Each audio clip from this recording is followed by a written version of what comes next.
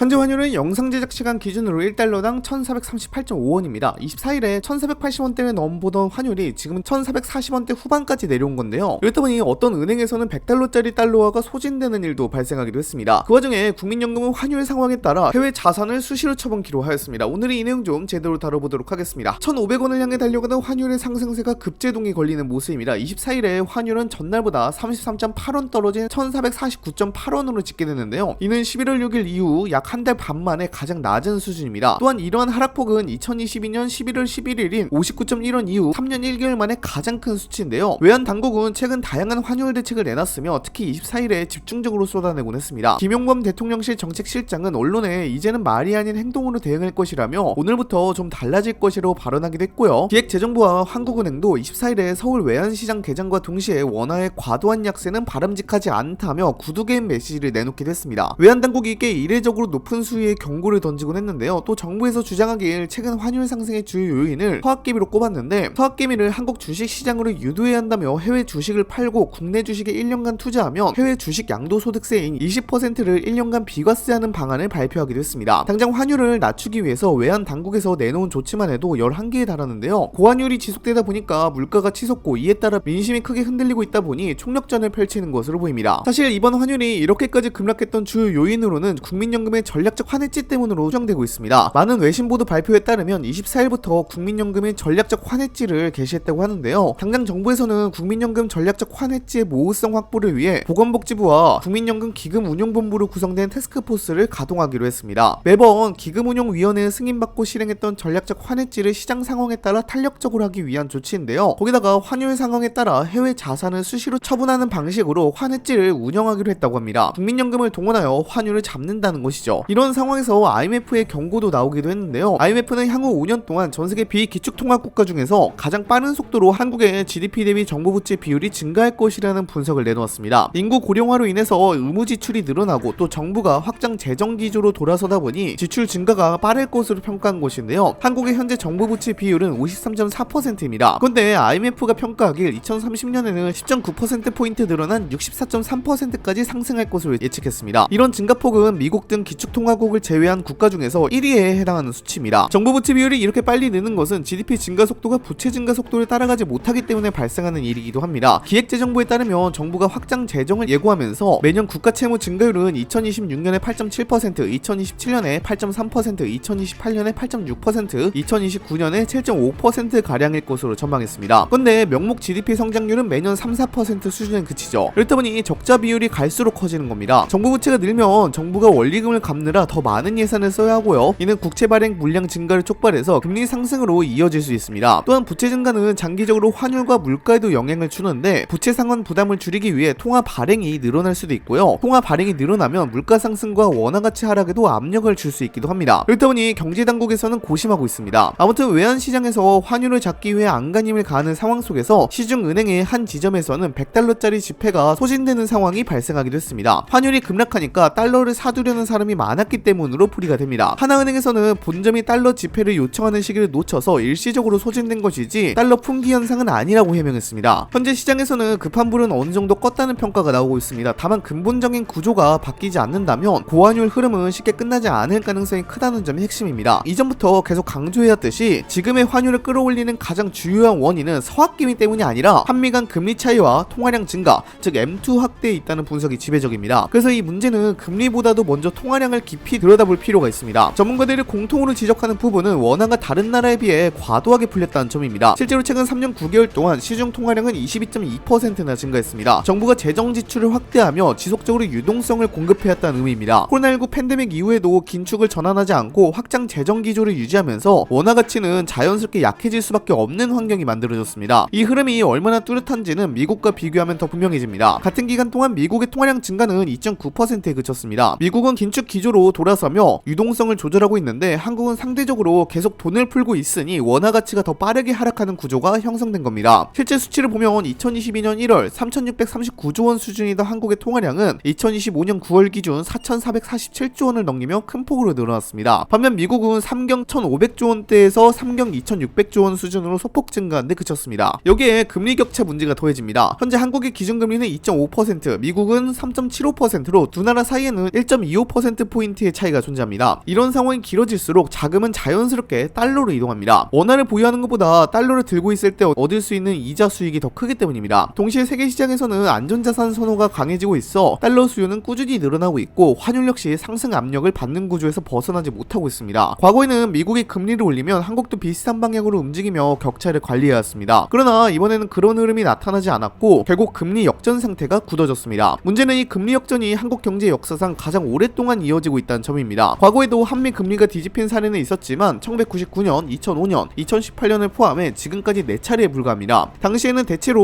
2년 안팎, 길어도 21개월에서 25개월 정도 지나면 정상 구간으로 돌아왔습니다. 그러나 이번엔 양상이 전혀 다릅니다. 2022년 이후 금리 역전 상태가 42개월째 지속되고 있으며 기간도 길고 시장이 체감하는 부담도 훨씬 큽니다. 역전폭 역시 과거와 비교해 상당한 수준인데 현재 1.25%포인트라는 수치는 미국이 최근 금리를 3.75%로 인하했기 때문에 그나마 줄어든 결과입니다. 이처럼 기간은 길고 폭은 큰 금리 역전이 이어지면서 한국 경제 전반에 부담이 누적되고 있고 이것이 환율 상승 흐름에 중요한 배경으로 작용하고 있습니다. 많은 전문가가 평가하기에 1월까지는 적어도 환율이 많이 내려간 1,400원대 초중반을 기록할 것이라고 평가하고 있습니다. 우선 연말 출하분의 수출 대금이 1, 2월에 집중이 되기도 하고요. 한국 법인의 해외 지사에서 국내 본사로 돈을 송금하기도 합니다. 그래서 보통 연초에는 환율이 좀 내려가는 흐름이 있습니다. 그렇다 보니 정부의 개입과 더불어 1월까지는 환율이 1,400원대 초중반을 기록할 것이라는 평가가 있습니다. 다만 환율이 이렇게 높은 이유는 구조적인 문제이기 때문에요. 구조적인 문제를 해결하지 않는 한 다시 환율이 오를 가능성이 높습니다. 결국 지금의 상황은 정책 선택지가 거의 남아있지 않은 상태라는 점이 더 부담스럽습니다. 먼저 금리를 올리는 선택부터 보겠습니다. 기준금리를 인상하면 이론적으로는 한미 금리차를 줄이면서 환율 상승 압력을 완화할 수 있습니다. 문제는 그 대가가 너무 크다는 데 있습니다. 이미 가계부채 규모가 너무 큽니다. 이 상황에서 금리를 더 올리면 가장 먼저 타격을 받는 건 소비입니다. 주택담보대출, 전세대출, 신용대출 이자 부담이 동시에 늘어나면서 가계는 지출을 줄일 수밖에 없고 이는 곧 내수 위축으로 이어집니다. 내수가 식으면 자영업자와 중소기업이 먼저 흔들리고 고용과 투자도 위축됩니다. 경기 침체 우려가 현실로 다가오는 겁니다. 중앙은행으로서는 금리를 올려 환율을 잡는 대신 경제 전반을 냉각시키는 선택을 해야 하는 상황인 셈입니다. 그렇다면 금리를 올리지 않으면 문제가 해결되느냐 하면 그렇지도 않습니다. 금리를 동결하거나 인하할 경우 환율 불안은 더 커질 가능성이 높습니다. 이미 미국과의 금리차가 1%포인트 이상 벌어진 상황에서 이 격차가 장기화하면 자금은 계속해서 달러로 이동하게 됩니다. 외국인 자금 유출 압력이 높아지고 원화 약세는 구조적으로 고착될 위험이 있습니다. 환율이 오르면 수입 물가가 상승하고 에너지와 원자재 가격 부담이 커지면서 물가 전반을 자극합니다. 물가가 다시 흔들리면 실질 소득이 줄어들고 이는 또다시 소비 위축으로 연결됩니다. 금리를 올리지 않는 선택 역시 경기에는 부담을 주는 구조입니다. 여기에 재정 정책까지 겹칩니다. 재정을 조이면 통화량 증가 속도를 늦추고 시장의 원화가 과도하게 풀리는 상황을 완화할 수 있습니다. 중장기적으로는 환율 안정에도 도움이 됩니다. 하지만 재정을 줄인다는 건 곧 지출 축소를 의미합니다. 복지 지출, 연금, 각종 지원 정책을 손대한다는 이야기인데 이는 정치적으로 가장 어려운 선택입니다. 이미 정부에서 확장 재정을 예고한 상황인데 여기서 갑자기 재정을 줄인다고 해버리면 강한 반발이 뒤따를 수밖에 없습니다. 당장 내년에 지방선거가 있는데 선거를 앞둔 정치 환경에서는 더욱 그렇습니다. 결국 재정을 조이는 선택은 경제적으로는 필요하지만 현실적으로 실행하기가 매우 어렵습니다. 이렇게 금리를 올려도 문제이고 올리지 않아도 문제이며 재정을 줄이는 것도 쉽지 않은 상황이 동시에 겹쳐 있습니다. 세 가지 선택지 모두 뚜렷한 부작용을 동반하고 있기 때문에 어느 하나를 과감하게 선택하기 어려운 구조입니다. 여러분들 현재 환율 상황에 대해서 어떻게 생각하시나요? 댓글로도 작성해 주시기 바랍니다. 이상 영상 마치도록 하겠습니다. 감사합니다.